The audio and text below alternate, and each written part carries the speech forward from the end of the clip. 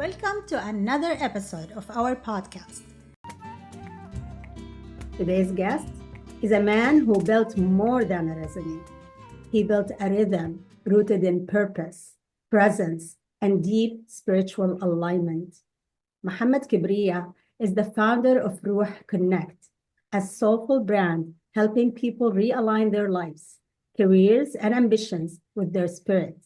His work reminds us that even in a world that is obsessed with hustle and highlights, what matters most is how you feel when you're quiet, when you're home, when you are by yourself, just you and your ruh. Ruh means spirit. Mohammed is also an IT network engineer. Mohammed is also the creator of IBA Academy, helping people transition into IT careers with mindset, mentorship, and skill. His students don't just walk away with certificates and become business analysts, they leave with clarity. You should read what they say about this, and we will come to it. Mohammed has served as the youth ministry consultant and director with MAS, a mentor to hundreds, and a leader who is deeply rooted in faith and family. And today, we go beyond the titles into the heart of what it means to build a life that doesn't just work, but feels right. Welcome to my show, my brother, Mohammed Kibriyah.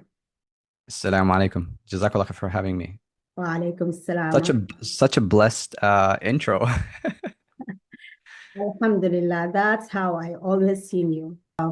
Mohammed, you wear so many hats in your career. I want to start, let's start with the latest, your latest venture. Okay. You're an entrepreneur who just started a new venture, Ruh Connect. Yes.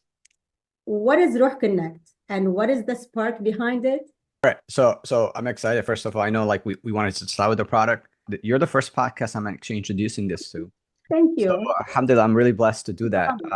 This is the world's first Mecca Fidget. Okay. And the idea behind this fidget came up with me and my buddies were just discussing to have a product that is uniquely combined with mental health, spirituality, and just grounding, right? And I wanted something unique to kind of stand out. And I always like fidgeting. So, after so much thought process, I was like, man, it'll be awesome if we can carry Mecca with us. What if we can carry like the Kaaba in our hand and just even make dhikr? So the idea is that you make dhikr.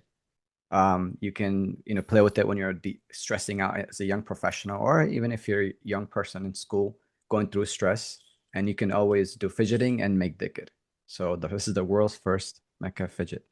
So the main thank you. And the main intention behind Ruh Connect is everything that we want to build in here connects you to Allah subhanahu wa ta'ala. So if one person just says subhanallah once, we accomplished our goal.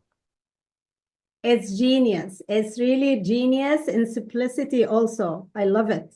Wonderful. So what sparked this idea in your head and how you took the ideation into formation and how did you take it to now it's on the ground as a product? Being involved in the community work for such a long time, I always like to tap into projects that are untapped, right? I mean, a couple other projects we can definitely discuss later, like fathers or, projects that are unique. So whenever I look at Islamic gifts or Islamic stores, I always want a high standard. I was like, why aren't we like one of those brands, Louis Vuitton brands, how they present themselves and has a value, has a unique aesthetic looks and pleasing to it. So the main intention was literally there is a hadith behind it that says if you say subhanallah once, Allah subhanahu wa ta'ala rewards you with a tree in Jannah. In that tree, the trunk is so big that the fastest sword does not make a complete circle and it dies. So I was inspired by that hadith so much that like anytime I meet people, I always try to encourage them to just say subhanallah once intentionally. And I just wanted to kind of come up with a product that emphasizes all aspects, because if you look at the current generations, we are dealing with so much mental health crisis that we need to start thinking ahead.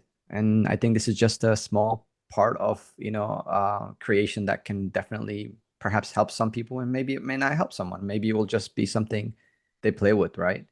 So the intention was all of that. Plus, every product that we sell, we're gonna give it to charity. So your Sadaqah Jariyah continues. You continue to build your tree in Jannah, right?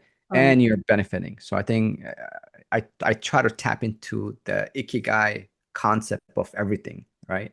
yeah, And all mashallah. in one product. It's a small concept, but it's huge in the scale, in the mizan.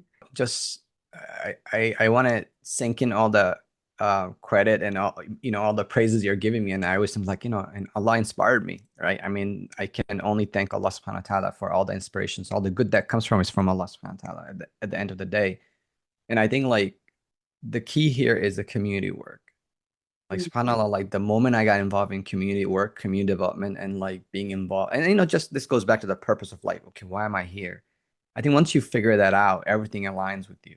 Everything just transforms within you and transforms your surrounding, transforms your choices, Yeah. transforms your life, right? It transforms your society. Like if you're transformed within you, you transform the society. And I think that's what really, the key here for me was going into community and really working behind the scenes, moving those chairs, putting those events together. I think that's what really inspired me. And I worked with like all ages. I mean, and I loved working with youth, right?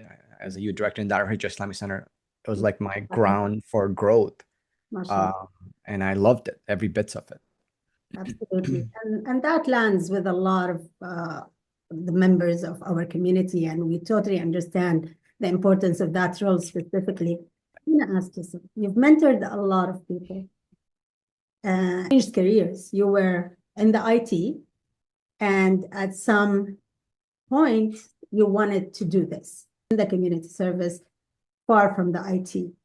Why do you believe mentorship is missing from our community? How can more of us step into this role?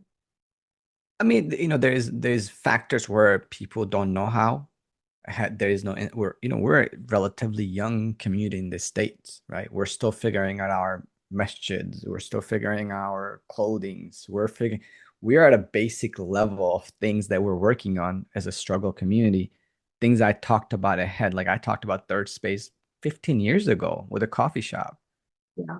But community leaders took too long to take the time to control the narrative or be part of the narrative. So what happens, people are free and willy-nilly, they just did it on their own narrative.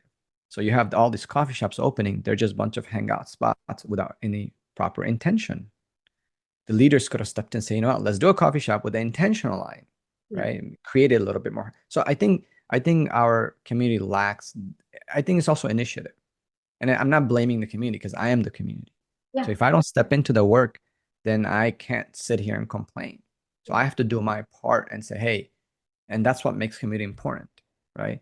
Prophet ﷺ didn't choose who's going to be the next Khalifa. He left to the community to say, look, you guys are going to make these decisions. Get used to it. Take control, right? You got the core message, but take control of your context, of your paradigm. So you have to create intentional community, intentional paradigm, and step in and do those folks.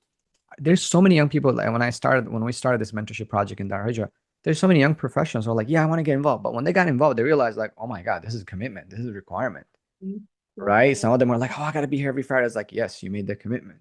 So I think there's intention there, but there aren't enough opportunities, or if the opportunities are created, they aren't presented, right, in a proper channel. So if I come in like, oh, how come I don't have, if I'm a young professional, I expect the same service I'm getting from my corporate settings. In reality, no, you're gonna sip chai from that styrofoam in the masjid, it's sugar everywhere, it's ghetto, and you're sitting here to be served. No, get involved, clean up, right? So I think that there's multiple issues why these things are not available, and I think we ought to start like really working on those, right?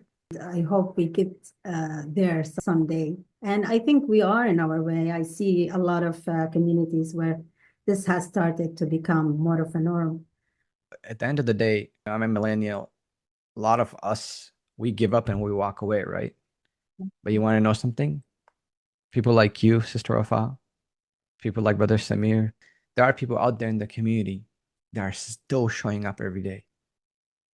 But I say this, I'm speaking for myself. Like I'm the quitter. I get stressed out. when I first started working in community, I thought about quitting like 50 times. And then I asked the same older mentors, how many times you thought about quitting? He was like twice in 20 years. I was like, that's not bad. Right? Well, They're that's resilient. I'm not sure about that. Actually, it is not easy. And yes, like any endeavor in your life, like even your marriage, your parenthood, you want to run away, right? Just please, I want to run away. No, no, no. It is every endeavor in our lives needs perseverance, needs reconnecting, remembering why am I doing this so I'm not gonna run away. You're dealing with so many different cultures, so many different individuals, and the hierarchy. What is our role? I'm not someone who believes that people should do something for me. I believe that if I find something that I can actually fill in, that's why I should be, because it's a universal movement. Absolutely. And I think the crucial, very important thing you mentioned, what is my role? What do I fit, right? Yeah. Don't wait for the baton to be passed, right? Go light up something.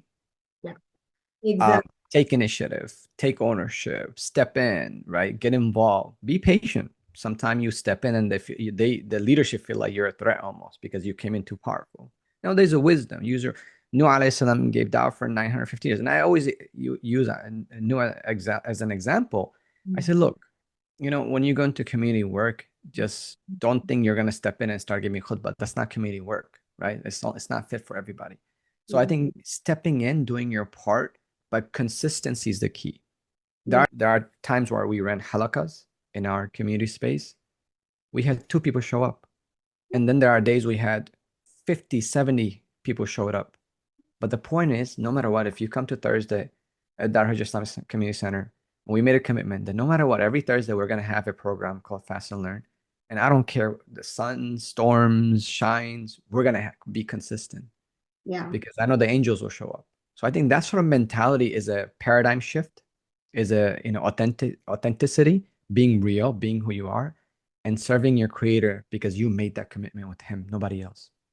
Let me take an opportunity and shout out to everybody in Dar al-Hijra. I love the space and the leadership there and everybody who works there. MashaAllah, Jazakumullah khairan. Allah You bless that community. really embodied what community should look like, MashaAllah.